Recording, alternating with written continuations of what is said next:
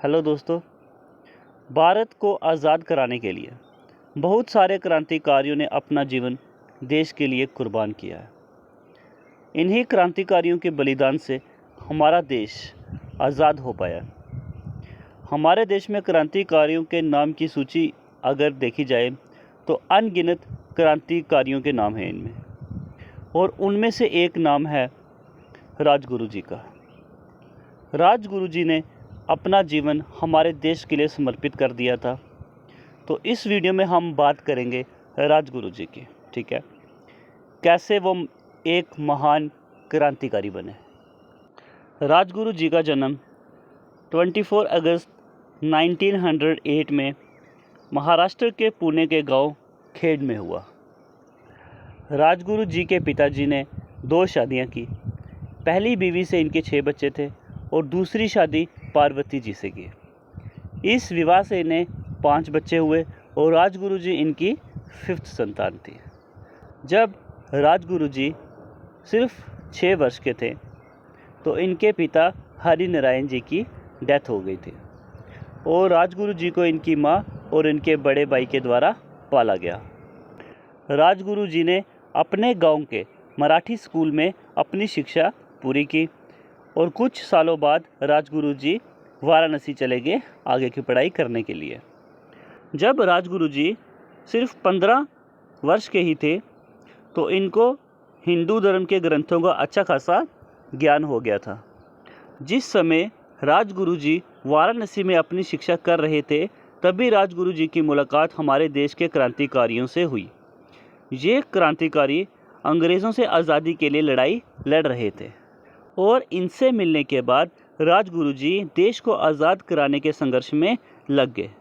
इन्होंने 1924 में Hindustan socialist Republic association को ज्वाइन कर लिया था। ये एसोसिएशन एक क्रांतिकारी एसोसिएशन थी, एक क्रांतिकारी संगठन था जिसको चलाया जा रहा था चंद्रशेखर आज़ाद, भगत सिंह, सुखदेव और अदर क्रांतिकारियों के द्वारा। ठीक है, और इस एसोसिएशन का जो मेन एम जो था वो था आज़ादी। राजगुरु जी ने पंजाब, आगरा और कानपुर जैसे शहरों में जाकर के लोगों को अपनी एसोसिएशन के साथ जोड़ने का काम किया और काफ़ी कम समय के अंदर राजगुरु जी भगत सिंह जी के काफ़ी अच्छे मित्र बन गए थे और इन दोनों क्रांतिकारियों ने मिल करके ब्रिटिश गवर्नमेंट के खिलाफ काफ़ी सारे आंदोलन किए। 1928 में ब्रिटिश गवर्नमेंट ने साइमन कमीशन भेजा था भारत में, तो इसमें एक भी इंडियन मेंबर नहीं था। तो इसी से नाराज़ थे हमारे क्रांतिकारी और सभी क्रांतिकारी ने साइमन कमीशन का बहिष्कार किया। इसी बहिष्कार में लाठीचार्ज हुई और लाला लाजपत राय बुरी तरह से घायल हो गए और आगे चल के उनकी डेथ हो गई। लाला लाजपत राय की डेथ के बाद राजगुरु, भगत सिंह, चंद्रशेखर आज़ाद ने एक साथ मिलकर इस हत्या का बदला लेने की ठान ली। इसी संकल्प से इन्होंने जेम्स स्कॉट को मारने का प्लान बनाया क्योंकि स्कॉट के द्वारा ही लाठीचार्ज का आदेश दिया गया था। ठीक है, अपने प्लान को अंजाम देने के लिए इन्होंने 17 दिसंबर 1928 का दिन रखा था।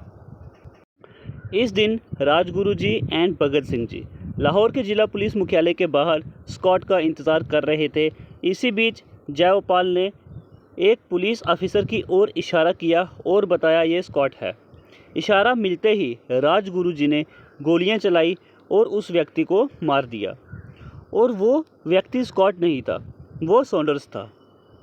सॉन्डर्स को मारने के बाद ब्रिटिश गवर्नमेंट ने इन क्रांतिकारियों को पकड़ने के लिए पूरे देश में पर्चे बंटवा दिए थे। कहा जाता है कि अंग्रेज़ों को पता था कि सॉन्डर्स को मारने के पीछे भगत सिंह जी का हाथ था, तो पुलिस ने भगत सिंह को पकड़ने के लिए अपना काम शुरू कर दिया।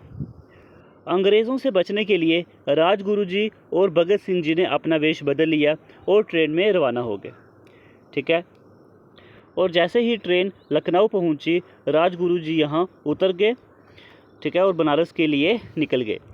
अगर भगत सिंह की बात करें, भगत सिंह जी ने वोहरा और उनके बच्चों को लेकर के हावड़ा की ओर चले गए। ठीक है, कुछ देर बाद यूपी में रहने के बाद राजगुरु जी नागपुर चले गए। वहाँ पे ये आरएस कार्यकर्ता के घर पे रुके। ठीक है, 30 सितंबर 1929 में जब ये नागपुर से पूना जा रहे थे तब इनको अंग्रेज़ों द्वारा पकड़ लिया गया। और दूसरी तरफ भगत सिंह जी को और सुखदेव जी को भी पुलिस ने गिरफ्तार कर लिया था। ठीक है। सॉन्डर्स की हत्या के दोषी पाते हुए राजगुरु जी को 1931 में फांसी दी गई और भगत सिंह एंड सुखदेव जी को भी यही सज़ा दी गई। इसी तरह 23 मार्च के दिन हमने 3 क्रांतिकारियों को खो दिया था। ठीक है। जिस समय राजगुरु जी को फांसी पे चढ़ाया गया तो उस समय उनकी आयु सिर्फ 22 साल की थी। ठीक है।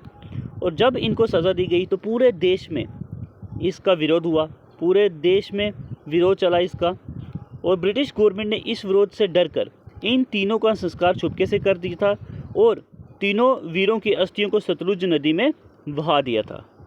और सॉन्डर्स को मारने के लिए सबसे पहली गोली राजगुरु जी ही ने ही चलाई थी। ठीक है। राजगुरु जी के दिए गए इस बलिदान को याद रखते हुए इनके गांव का नाम चेंज करके राजगुरु नगर रख दिया गया। 2008 में राजगुरु जी के जीवन पर लिखी गई एक बुक को लॉन्च किया गया। अजय वर्मा द्वारा लिखी गई राजगुरु इनविंसिबल रिवोल्यूशनरी नामक किताब में राजगुरु जी के जीवन और इनके द्वारा दिए गए योगदान के बारे में लिखा गया है। ठीक है। और इनके बलिदान का, इनके योगदान को देश कभी नहीं भूलेगा और ये हमारे देश के एक रियल हीरो कहलाते हैं। ये हमारे देश के एक जो फ्रीडम फाइटर्स जो थे उनमें से एक फ्रीडम फाइटर थे। ठीक है। तो फ्रेंड्स, इस वीडियो में इतना ही। उम्मीद करता हूँ ये वीडियो आपको पसंद आई होगी। ठीक है फ्रेंड्स, तो लाइक करना मत भूलिए